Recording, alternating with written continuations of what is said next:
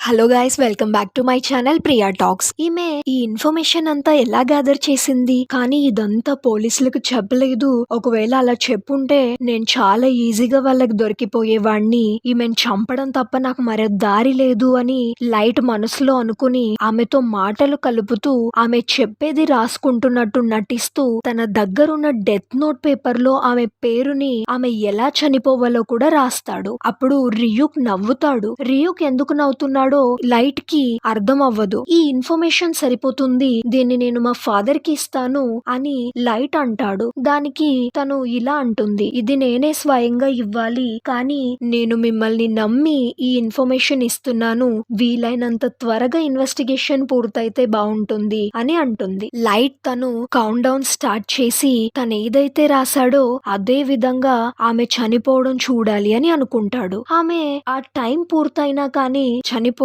ఏంటిది, ఈమె ఇంకా చనిపోవడం లేదు, నేను డెత్ నోట్ లో ఏదైతే రాసానో అదేలాగా జరుగుతుంది, కానీ ఈమె విషయంలో అలా ఎందుకని జరగట్లేదు? బహుశా ఇది ఈమె పేరు కాదా? ఆమె పేరు చెప్పిన ప్రతిసారి రియుక్ నవ్వుతున్నాడు, అందుకేనా? ఖచ్చితంగా అందుకే అయ్యుంటుంది. రియుక్ ఐ పవర్ తో తన నేమ్ అది కాదు అని తెలుసు కాబట్టి నవ్వుతున్నాడు అని లైట్ అనుకుంటాడు. మరోవైపు ఎల్ ఏమో వటారిని తన టీం మెంబర్స్ కి పరిచయం చేస్తాడు. రేపన్బర్ తన ఐడిని కీరాకి చూపించడం వల్లే చనిపోయాడని తెలిసి ఈమె ముందుగా జాగ్రత్త పడింది. తన పేరు ఎలా అయినా తెలుసుకోవాలి, నేను ముందు తన పేరు నమ్మాను కాబట్టి ఇప్పుడు మళ్ళీ నీ అసలు పేరు ఏంటి అని అడిగితే డౌట్ వస్తుంది, ఇప్పుడు ఏం చెయ్యాలి అనుకుంటాడు లైట్. టాస్క్ ఫోర్స్ లో ఎవరో ఒకరు వచ్చే ఉంటారు, నేను అక్కడికి వెళ్తాను అని అక్కడి నుండి వెళ్తూ ఉంటుంది రేపన్బర్ వాళ్ళ వైఫ్. ఇంతలో రియుక్ ఇలా అంటాడు, నేను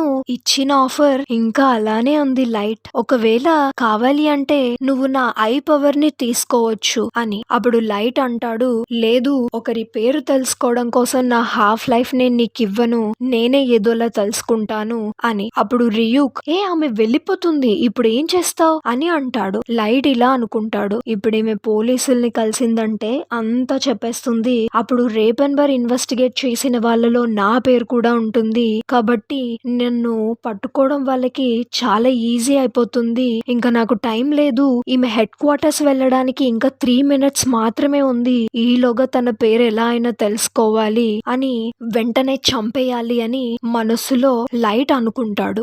ఎల్ వాళ్ళందరికీ ఫేక్ ఐడీస్ ఇస్తాడు. మాకెందుకు ఈ ఫేక్ ఐడీస్ ఇస్తున్నారు అని వాళ్ళంతా అడిగితే, నేను మీకు ముందే చెప్పాను కదా, కీరాకి పేరు ఇంకా ఫేస్ తెలిస్తే చాలు ఎలా అయినా చంపగలడు అని, అందుకే నేను మీకు ఇవి ఇచ్చాను అని అంటాడు. దానికి చీఫ్ సరైన ఆలోచన, కీరా ఎబిలిటీస్ మనకి తెలుసు కాబట్టి మనం ఇలా చేయడంలో తప్పేమీ లేదు అని అంటాడు. అలాగే వటారి ట్రాన్స్మిటర్స్ పెట్టిన బెల్ట్స్ ఇచ్చి వాటి యొక్క యూసేజ్ గురించి వాళ్ళకి చెప్తాడు. లైట్ ఆమెతో ఇలా అంటాడు, ఆగండి, నేను మీకు ఒక విషయం చెప్పాలి, టాస్క్ ఫోర్స్ లో వాళ్ళని బయట వాళ్ళు కలవడానికి వీల్లేదు అని. నువ్వేమనుకుంటున్నావు, నేను ఎవరిని కాంటాక్ట్ చేయలేను అని అనుకుంటున్నావా అని తను అడుగుతుంది. దానికి ఎల్ ఇలా సమాధానం ఇస్తాడు, టాస్క్ ఫోర్స్ లో వాళ్ళ గురించి ఎవరికి తెలీదు, ఎందుకంటే మీ హస్బెండ్ కి జరిగినట్టే వాళ్ళ ఐడెంటిటీ తెలిస్తే వాళ్ళకు కూడా అలా జరిగే అవకాశం ఉంటుంది. సో టాస్క్ ఫోర్స్ వాళ్ళు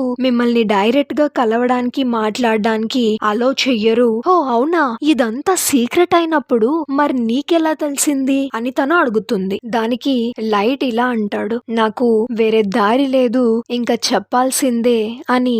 నేను కూడా టాస్క్ ఫోర్స్ లో ఒక పర్సన్ ని, నాకు అదంతా ఇన్ఫర్మేషన్ తెలుసు.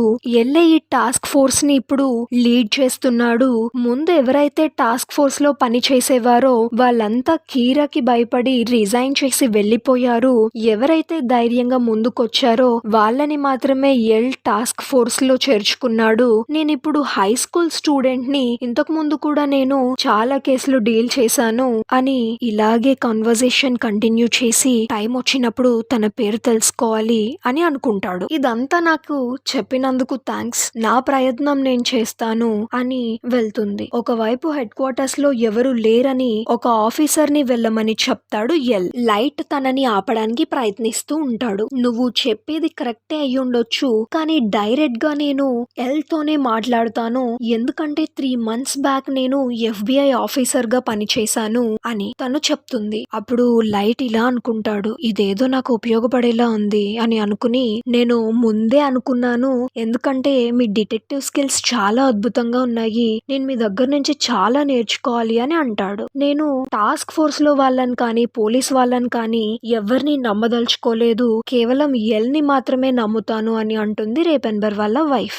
మరి అలాంటప్పుడు ఇదంతా నాకెందుకు చెప్తున్నారు అని లైట్ అడుగుతాడు. దానికి అంటుంది, నిన్ను చూస్తే నాకు ఎల్లే గుర్తొచ్చాడు, నిన్ను చూస్తే నాకు ఎల్ ని చూసినట్టు అనిపించింది అని చెప్తుంది. అలాంటప్పుడు మీరు నాతో ఇన్వెస్టిగేషన్ చేస్తారా? మీ స్కిల్స్ నాకు చాలా యూజ్ అవుతాయి, మనం డెఫినెట్ గా చెప్పగలం, మీరు హెల్ప్ చేస్తే ఆ ఇన్వెస్టిగేషన్ చాలా తొందరగా పూర్తవుతుంది, కీరా మనకి ఫాస్ట్ గా దొరుకుతాడు, నేను సీరియస్ గా చెప్తున్నాను, మీకు ఎక్స్పీరియన్స్ కూడా ఉంది, ఇప్పుడు టాస్క్ ఫోర్స్ లో ఉన్న వాళ్ళతో పోల్చుకుంటే చాలా టాలెంట్ మీకే ఉంది అని అంటాడు. దానికి తను, నిజంగానా, నేను టాస్క్ ఫోర్స్ లోకి రావచ్చా అని అడుగుతుంది. నేను మిమ్మల్ని రికమెండ్ చేస్తాను, సారీ, మీరు దానికి ఓకే చెప్పకుండానే నేను ఇదంతా అడుగుతున్నాను అని అంటాడు. నేను మా హస్బెండ్ చనిపోయిన తర్వాత నాకు ఏం చేయాలో కూడా అర్థం అవ్వడం లేదు అని అంటుంది. తను దారిలోకి వస్తుంది అని అనుకుని, మీరు ఇన్వెస్టిగేషన్ చేస్తా అంటే చాలా సంతోషంగా ఉంది, కానీ మీరు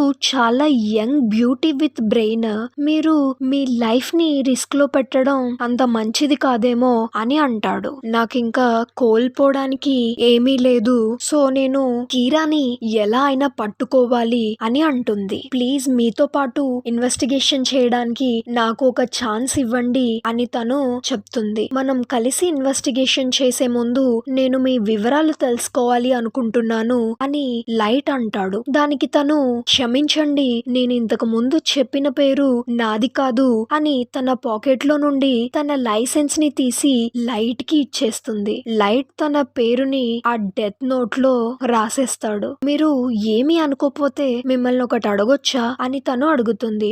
దానికి అడగండి అని లైట్ అంటాడు. మీరెందుకు పదే పదే మీ వాచ్ ని చెక్ చేస్తున్నారు అని అడుగుతుంది. ఎందుకంటే ఏమీ లేదు ఊరికే అని అంటాడు. తను ఇప్పుడు ఎలాగో చనిపోతుంది కదా అని అనుకుని మళ్ళీ నేనే కీరా అని చెప్తాడు. తను షాక్ అయిపోతుంది. కీరా డెత్ నోట్ లో రాసినట్టే తను హ్యాంగ్ చేసుకుని అక్కడే చనిపోతుంది. Thanks for watching.